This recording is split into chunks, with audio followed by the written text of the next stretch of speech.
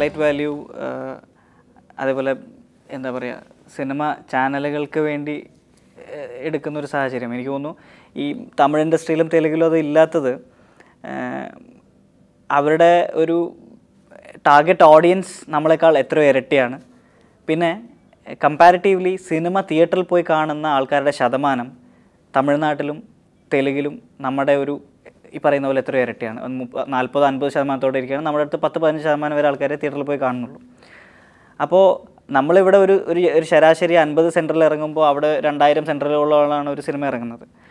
അപ്പോൾ അങ്ങനെ ഒരു സാഹചര്യത്തിൽ നമുക്ക് ഈ സാറ്റലൈറ്റ് വാല്യൂവിനെ ഡിപ്പെൻഡ് ചെയ്യേണ്ട ഒരു സാഹചര്യം വരികയാണ്. തീർച്ചയായിട്ടും ചാനലുകളിലൂടെ സിനിമ വീണ്ടും വീണ്ടും കണ്ടിട്ടാണ് സിനിമയ്ക്ക് പല ഗുണങ്ങളും ഉണ്ടാകുന്നത്. എന്നാലും അതുകൊണ്ട് തന്നെ അപ്പോൾ ഈ പരീക്ഷണ ചിത്രങ്ങൾ എടുക്കാനുള്ള ബുദ്ധിമുട്ട് മലയാളത്തിൽ ഇപ്പോഴും സംഭവിക്കുന്നുണ്ട്. ഇപ്പം തമിഴിൽ ഉണ്ടാകുന്ന ഇപ്പം പുതിയ വിജയ് സേതുപതി, ശിവകാർത്തിയൻ പോലുള്ള താരങ്ങളുടെയൊക്കെ ഒരു വളർച്ച സംഭവിച്ചിട്ടുള്ള ഇത്തരം ഭയങ്കര ഷോർട്ട് ഫിലിം മേക്കേഴ്സിൻ്റെയൊക്കെ ഒരു ഗ്രൂപ്പാണ് ഭയങ്കര ഇപ്പോൾ ജിഗർദണ്ഡ പോലുള്ള പടങ്ങളൊക്കെ എടുത്തിട്ടുള്ളത്. അപ്പോൾ അവർക്കൊക്കെ എന്ന് പറഞ്ഞു കഴിഞ്ഞാൽ ചാനലുകളിലേക്ക് വന്നില്ലെങ്കിലും തിയേറ്ററിൽ ഓടി സക്സസ് ആകാൻ അവരെ ഏറ്റെടുക്കാനുള്ള മനോഭാവം പ്രേക്ഷകർക്കും അത് തിയേറ്ററിൽ ഓടാനുള്ള ഒരു സ്പേസ് കൊടുക്കാൻ അവിടെ അത്രയും തിയേറ്ററുകളും ഉണ്ട്. അപ്പോൾ അത്ര വലിയൊരു ഇൻഡസ്ട്രി അല്ല ഒരു പക്ഷേ നമ്മുടേതെന്ന് എനിക്ക് തോന്നുന്നു. അപ്പം അതിനാകെ കൂടെ നമുക്ക് ചെയ്യാൻ പറ്റുമെന്ന് പറഞ്ഞു കഴിഞ്ഞാൽ പ്രേക്ഷകർ കൂടുതൽ തിയേറ്ററിൽ പോയി സിനിമ കാണണം. പണത്തിനേക്കാൾ പ്രശസ്തിയേക്കാൾ ക്യാരക്ടറാണോ വലുതെന്ന് വെച്ച് കഴിഞ്ഞാൽ പ്രശസ്തി ഇതിനോടൊപ്പം സംഭവിക്കുന്ന ഒരു കാര്യമാണ്. പണം നമ്മുടെ നിലനിൽപ്പിന് ആവശ്യമുള്ള പണം എന്ന് പറയുന്നത് നമുക്ക് ആവശ്യമാണ്. അതിനപ്പുറത്തേക്കുള്ള പണം നമുക്ക് കോംപ്രമൈസ് ചെയ്യാവുന്ന കാര്യമാണ്. അപ്പോൾ ക്യാരക്ടറിന് വേണ്ടി ചൂസ് ചെയ്യാവുന്നു എന്ന് പറഞ്ഞു കഴിഞ്ഞാൽ മുന്നത്തെ കാലഘട്ടത്തിൽ ഉള്ള ഒരു ആറ്റിറ്റ്യൂഡ് എന്ന് എനിക്ക് തോന്നുന്നു നമുക്ക് കിട്ടുന്ന എല്ലാ വേദികളിലും നമ്മൾ പെർഫോം ചെയ്യുക. അതൊരു നല്ല ആറ്റിറ്റ്യൂഡ് തന്നെയാണ് തീർച്ചയായിട്ടും. ഒരു സ്റ്റേജ് വൈസ് ഒക്കെ നോക്കുകയാണെങ്കിൽ ഏറ്റവും കൂടുതൽ. പക്ഷേ ഇപ്പോഴത്തെ ഒരു സാഹചര്യത്തിൽ ഈ പറഞ്ഞ പോലെ ടെക്നോളജിയൊക്കെ കൂടുതൽ ആക്സസിബിൾ ആയ പോലെ ഒരുപാട് പേർക്ക് എൻട്രി കിട്ടാനുള്ളൊരു സ്പേസ്. മുന്നേ സിനിമയിൽ എത്തിപ്പെടുക എന്ന് പറയുന്നത് ബുദ്ധിമുട്ടായിരുന്നെങ്കിൽ ഇന്ന് സിനിമയിൽ എത്തിപ്പെടുക എന്ന് പറയുന്നത് ഒരു ബുദ്ധിമുട്ടുള്ള കാര്യമല്ല. ആർക്കും എൻട്രി കിട്ടും. ഒരു എൻട്രി എന്ന് പറയുന്നത് എനിബഡി ക്യാൻ ഗെറ്റ് ഇറ്റ് എന്നുള്ളൊരു സീനുണ്ട്. അപ്പോൾ അത്രയും ഓപ്പർച്യൂണിറ്റീസ് കൂടുമ്പോൾ അത്രയും കോമ്പറ്റീഷനും കൂടി.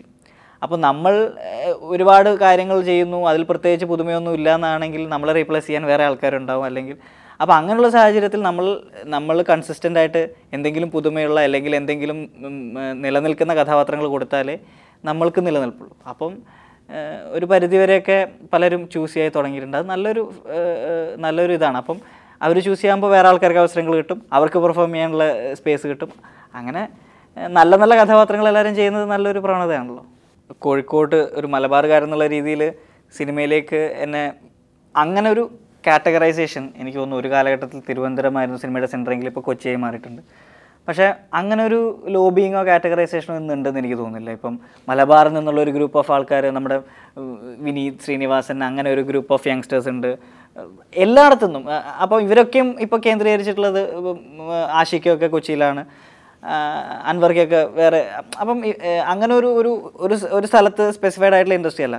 പിന്നെ മാത്രമല്ല നമ്മൾ പെർഫോം ചെയ്യുന്ന ഒരാളാണെന്ന് അതിപ്പോൾ വലിപ്പച്ചെറുപ്പമില്ലാതെ എല്ലാവരും നമ്മളെ വന്ന് എന്താ പറയുക അപ്രിഷ്യേറ്റ് ചെയ്യുന്നത് ഭയങ്കര സന്തോഷമുള്ളൊരു കാര്യമാണ്. ഇപ്പം ഞാൻ ലാൽ സാറിൻ്റെ കൂടെ ആയാലും രാജുവേട്ടൻ്റെ കൂടെ ആയാലും ഈവൻ സുരേഷ് ഗോപിച്ചേട്ടൻ്റെ കൂടെ ആയാലും ഒക്കെ ആക്ട് ചെയ്യുമ്പം നമ്മളൊരു സീൻ കഴിയുമ്പോൾ ഇവരൊക്കെ നന്നായി എന്ന് നമ്മുടെ അടുത്ത് പറയുമ്പോൾ നമുക്ക് കിട്ടുന്ന ഒരു ഇതുണ്ടല്ലോ, ഇൻസ്പിറേഷൻ, അല്ലെങ്കിൽ കൊള്ളായിരുന്നു മോനെ.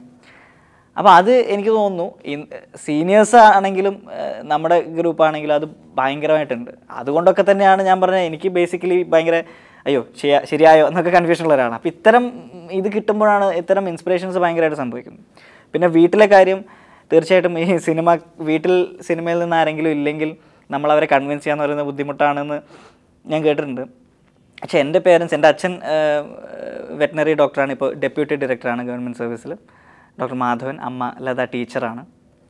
പക്ഷേ അവർ രണ്ടുപേരുമാണ് ഞാനിന്നിവിടെ നിൽക്കാൻ കാരണം. യൂത്ത് ഫെസ്റ്റിവലിൽ എനിക്ക് ഒരുപാട് ഓർമ്മകളുണ്ട്.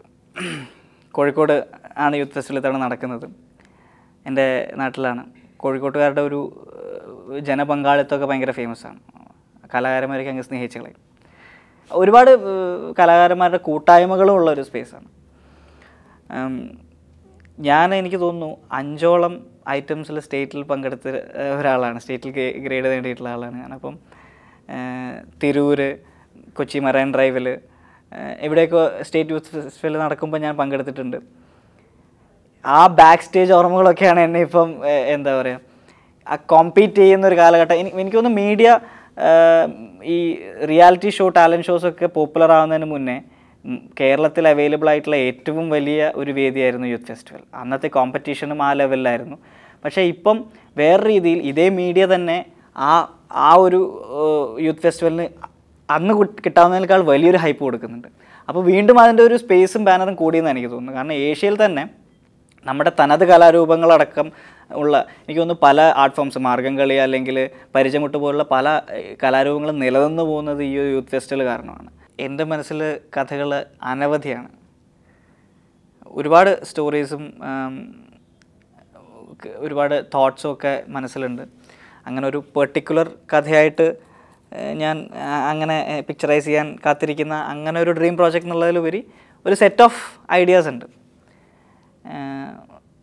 പക്ഷേ ഞാൻ പറയട്ടെ, സംവിധാനം എന്ന് പറയുന്നത് ഒരു ശ്രമകരമായിട്ടുള്ളൊരു ജോലിയാണ്. അത് എത്രത്തോളം ശ്രമകരമാണെന്ന് കണ്ടുകൊണ്ടിരിക്കുകയാണ്, അത് എത്രത്തോളം വലിയ ഉത്തരവാദിത്തമാണെന്ന്. പിന്നെ ഈ പറഞ്ഞ പോലെ എല്ലാത്തിനുള്ള സ്പേസ് നമ്മുടെ ഇൻഡസ്ട്രിയിലുണ്ട്. പക്ഷേ ഇന്ന് ഞാൻ ആക്ടർ എന്നുള്ള രീതിയിൽ ഹാപ്പിയാണ്, കോൺഫിഡൻ്റ് ആണ്. ആക്ടർ എന്നുള്ള രീതിയിൽ എനിക്ക് ഒരുപാട് ചെയ്യാനുണ്ടെന്ന് ഞാൻ വിശ്വസിക്കുന്നു.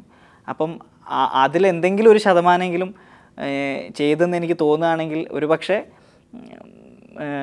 അതിനുള്ള സാഹചര്യം ഉണ്ടെങ്കിൽ, അല്ലാതെ ഇപ്പം ഞാൻ ആക്ടറായിട്ട് കണ്ടിന്യൂ ചെയ്യാനാണ് താല്പര്യപ്പെടുന്നത്.